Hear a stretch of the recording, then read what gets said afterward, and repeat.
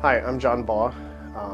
I just want to tell you a little bit about my life and my dad and some of the things that have happened to me. In 1995, on Christmas morning, I woke up wide-eyed and ready to open presents and eat good food. And unfortunately, little did I know how dramatically that day would change my life.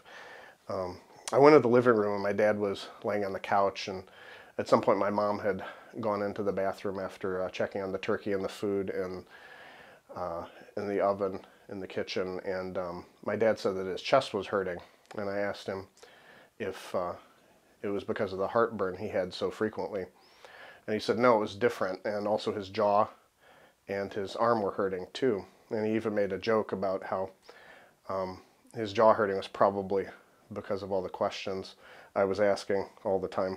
Eventually my mom came into the room, we started opening presents, and that year for Christmas my mom and I had gotten him another fishing pole, like he needed another one. He already had 105, no kidding. But it was wrapped, and it was very obvious what the fishing pole was, and he was shaking it anyway, just pretending to try to figure out what it was. And I looked over, we were all laughing. I looked over at my mom and she was laughing, but soon her laughter turned to terror. And then there was that noise. It's a noise I'll never forget. My dad started making a gurgling noise in the back of his throat, and his head was back on the couch. And my mom ran over and started hitting him in the chest, and I ran and called 911, and he had lost consciousness. He had come to long enough for me to tell him that I loved him, and also to talk to the paramedics for a couple minutes. But then it started happening again. That day was a rough day. He'd lost oxygen to his brain as a result of a massive heart attack, and then because of that he was comatose.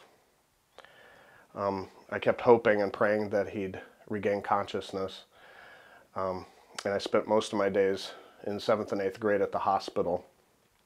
Eventually we brought my dad home. My mom, my brother, my sister-in-law, and my Uncle George all trained to take care of him so that if any of them had to switch off.